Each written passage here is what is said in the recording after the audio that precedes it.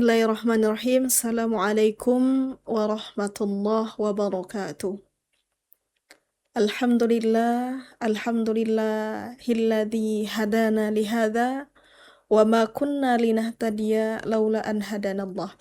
Asyhadu an la ilaha illallah wahdahu la syarikalah wa asyhadu anna Muhammadan abduhu wa rasuluh. La nabiyya ba'da amma ba'd. Para pendengar suara Kampar dan sahabat MUI dimanapun kita berada, alhamdulillah, puji syukur patut kita ucapkan atas nikmat yang sangat banyak diberikan oleh Allah Subhanahu wa Ta'ala kepada kita, sehingga kita bisa dipertemukan kembali dengan Ramadan 1447 Hijriah ini. Kita lihat banyak saudara kita yang tidak bisa bertemu dengan Ramadan kali ini, entah karena mereka terbaring sakit, atau mungkin sudah lebih dulu dipanggil oleh Allah Subhanahu wa Ta'ala. Jadi pantas kita syukuri dengan cara memanfaatkan Ramadan kali ini dengan ibadah-ibadah yang totalitas, agar Allah Subhanahu wa Ta'ala senantiasa merahmati hidup kita ini. Salawat dan salam tidak lupa kita ucapkan untuk Sang Baginda Alam, revolusioner sejati, dengan ucapan Allahumma salli ala Sayyidina Muhammad wa ala ali Sayyidina Muhammad. Semoga dengan memperbanyak salawat kepada beliau, kita mendapatkan syafaatnya di akhir yaumil nanti. Amin. Amin ya rabbal alamin. Para pendengar suara Kampar dan sahabat MUI dimanapun berada, pada kesempatan kali ini saya ingin mengajak kita untuk merenungi bagaimana keutamaan puasa dan hikmahnya dalam kehidupan kita sehari-hari. Kita tidak berbicara tentang hal-hal yang membatalkan puasa. Kita tidak berbicara masalah rukun, syarat ataupun hal-hal lain, tapi kita berbicara masalah keutamaan. Ini berguna untuk kita menjadi lebih melakoni puasa kita sampai kepada hikmah-hikmahnya. Para pendengar suara Kampar dan sahabat MUI dimanapun kita berada, puasa itu adalah ibadah yang agung. Maka saya akan menjelaskan di sini ada 4 hal. Ada 4 keistimewaan, ada 4 fadilah puasa yang sebagaimana sudah dijelaskan oleh Rasulullah SAW. Yang pertama, puasa mendatangkan 2 kebahagiaan. Sebagaimana sabda Rasulullah SAW, lis-shaimi farhatani. Farhatun 'inda fitrihi wa farhatun 'inda liqa'i rabbih. Bahwasanya puasa itu memiliki kebahagiaan. Yang pertama, kebahagiaan saat berbuka puasa. Kebahagiaan saat berbuka puasa ini bukan hanya sekedar makan dan minum, tetapi karena kita telah berhasil menahan diri kita, mengalahkan hawa nafsu kita, dan menyempurnakan ibadah kita yang berat bagi jasad kita, namun terhitung mulia di sisi Allah Subhanahu wa Ta'ala. Ini yang menjadikan kita bahagia, hadirin.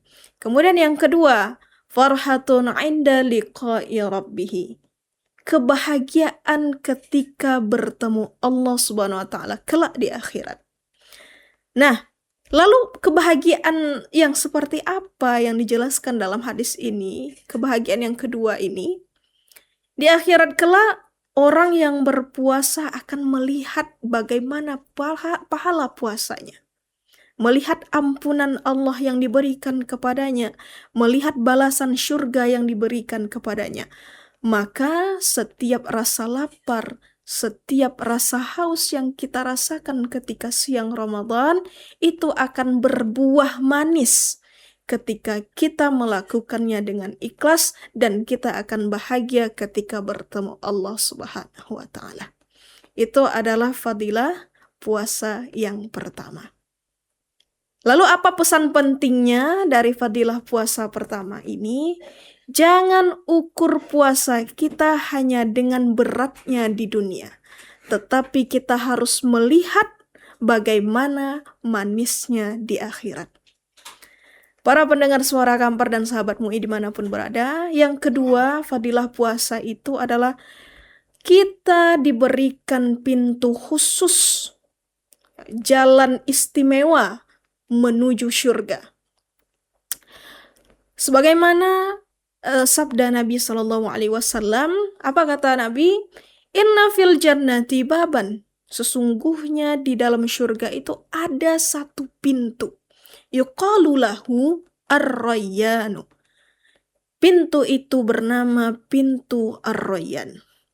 Yadkhulu minhu as-sha'imuna yaumal qiyamah. Pintu itu dikhususkan bagi orang-orang yang berpuasa. La yadkhulu ma'ahum ahadun ghairuhum. Tidak ada orang yang lain dimasukkan ke dalam pintu tersebut. Yuqalu, lalu ada yang bertanya, aina as-sha'imun? Di mana orang-orang yang berpuasa itu? Fayadkhuluna minhu. Mereka sudah dimasukkan ke dalam surga itu. Fa idza dakhala akhiruhum ughliqa. Ketika mereka sudah masuk ke dalam pintu ar-rayyan itu, ughliqa, mereka akan dikunci. Falam yadkhul minhu ahadun. Maka mereka tidak akan keluar dari pintu tersebut. Hadirin yang dimuliakan oleh Allah Subhanahu wa taala, bayangkan saja betapa mulianya kedudukan orang yang berpuasa ini. Di antara miliaran orang yang berpuasa, Allah siapkan satu pintu khusus bagi mereka. Dan hanya orang yang menjaga puasanya lah yang akan masuk ke dalam pintu ar-rayyan tersebut. Ini mengajarkan kepada kita hadirin bahwasanya puasa adalah ibadah eksklusif. Banyak orang yang sholat, banyak orang yang sedekah, tetapi tidak semua orang yang mampu menjaga puasanya. Karena puasa yang benar itu adalah puasa yang bisa menjaga niat, puasa yang bisa menjaga lisan, puasa yang bisa menjaga pandangan, dan puasa yang bisa menjaga akhlaknya. Hadirin yang berbahagia, maka jangan sampai kita berpuasa, tapi justru pintu ar-rayyan ini terasa jauh dari kita. Karena puasa kita itu hanya sekedar menahan lapar, menahan haus, tanpa memperhatikan hal-hal lain yang menambah fadilah dari puasa kita ini. Kemudian fadilah puasa yang ketiga, ibadah puasa ini adalah ibadah yang langsung dibalas oleh Allah Subhanahu wa taala. Apa maksudnya? Allah berfirman dalam hadis qudsinya, "Kullu amali bani Adam yudha'afu." Setiap amal anak Adam itu dilipat gandakan. Al-hasanatu asyru amsilaha ila sab'ami'atin di'fin. Bahkan sampai 10 kali lipat dan 700 kali lipat. Qala Allah Azza wa Jalla, kemudian Allah Subhanahu wa taala berfirman, illa sauma, kecuali ibadah puasa. Fa innahu li, karena sesungguhnya puasa itu adalah untukku, wa ana ajribi, dan aku yang langsung membalas pahala puasa itu. Yada'u syahwatahu wa ta'amahu min ajli. Karena sesungguhnya puasa itu menahan syahwat, menahan makan, dan hal-hal lainnya. Para pendengar Suara Kampar dan sahabat MUI dimanapun kita berada,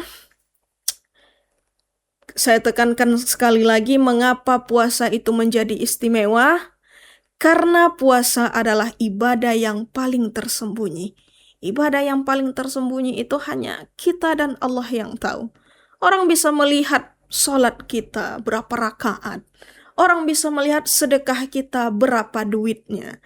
Tapi puasa hanya Allah dan kita yang tahu apakah kita benar-benar berpuasa atau tidak. Mungkin kita bisa berdusta kepada orang lain ketika ditanya, kamu puasa atau enggak? Saya puasa. Tapi dengan Allah kita tidak bisa berdusta. Makanya itu maksudnya tadi, fa'innahu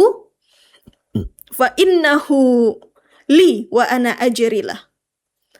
Kemudian sesungguhnya puasa ini saya yang akan membalasnya. Aku yang akan membalasnya dengan pahala tanpa batas. Para pendengar Suara Kampar dan sahabat MUI dimanapun berada, puasa juga penuh dan melatih kesabaran kita. Sabar menahan lapar, sabar menahan haus, sabar menahan syahwat, dan sabar menahan emosi. Ketika kita sudah berpuasa dengan sifat-sifat yang seperti ini, maka kita sudah melakukan puasa dengan kata as-saum. Dengan kata as-saum. Kemudian ketika kita sudah menjaga akhlak kita, maka kita sudah melatih diri kita dengan as-siyam. Karena as-saum adalah melatih secara fisik dan as-siyam melatih secara spiritual kita. Karena itu Allah menjanjikan pahala tanpa batas bagi orang-orang yang sabar, bagi orang-orang yang berpuasa, dan puasa adalah kumpulan dari semua amalan-amalan tersebut. Maka jangan heran hadirin, Allah sendiri yang akan mengambil alih dari puasa kita ini.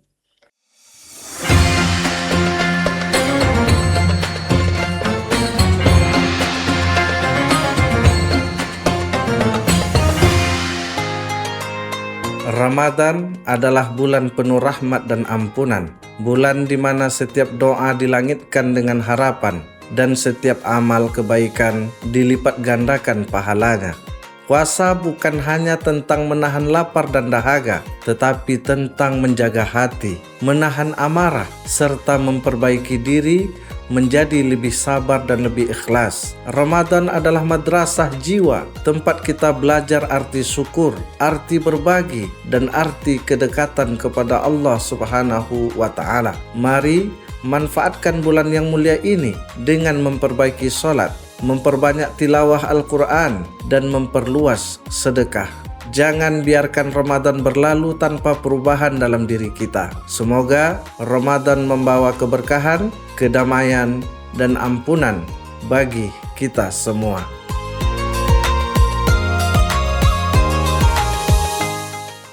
Ustazah, kalau pahala puasa tidak terbatas, mengapa kualitas puasa kita masih biasa-biasa saja? Baik, mengapa puasa kita itu masih biasa-biasa saja? Yang pertama, itu pentingnya meluruskan niat. Kita tanya kepada diri kita, puasa kita ini sebenarnya untuk apa sih? Gitu. Untuk kita, untuk menahan lapar kah? Atau memang kita peruntukkan untuk Allah Subhanahu wa Ta'ala? Kalau kita memperuntukkan untuk Allah Subhanahu wa Ta'ala, maka puasa kita ini mungkin akan menjadi lebih istimewa. Kenapa? Karena kita tahu pahalanya itu dari Allah Subhanahu wa Ta'ala. Kemudian yang kedua, mungkin saja kita hanya berhenti pada level lapar dan haus. Nanti berbuka puasa, kita makan apa ya? Nanti kita ketika berbuka puasa, kita minum apa ya? Nanti jam berbuka puasa jam berapa ya, imsaknya kapan? Kita tidak melihat bagaimana manfaat-manfaat dari puasa itu sendiri. Maka puasa kita juga terlihat biasa-biasa saja. Kemudian yang ketiga, kita minta pahala tak terbatas, tapi sabar kita terbatas. Nah, maksudnya apa? Kita itu terkadang lepas kendali ketika emosi. Terkadang kita itu diuji bukan dengan orang lain, tetapi diuji dengan diri kita sendiri. Jadi bagaimana kita bisa menahan emosi kita, bagaimana kita bisa menjaga lisan kita, menjaga akhlak kita. Ini adalah nilai-nilai spiritual dari ibadah puasa, agar puasa kita itu tidak biasa-biasa saja. Kemudian yang terakhir, mungkin kita lupa bahwasanya pahala puasa itu sangat besar di akhirat. Ya mungkin karena kita hanya sekedar melihat itu sesuatu yang abstrak, jadi kita tidak melakoninya secara totalitas. Padahal tadi sudah dijelaskan di dalam hadis bahwasanya Allah langsung yang membalas pahala puasa itu. Karena hubungan puasa itu langsung dengan Allah Subhanahu wa Ta'ala. Jadi mungkin inilah alasan-alasan mengapa puasa kita itu biasa-biasa saja tanpa ada perkembangan dari hari ke harinya atau dari tahun ke tahunnya. Semoga kita menjadi orang-orang yang tidak biasa-biasa saja dalam menghadapi bulan puasa ini.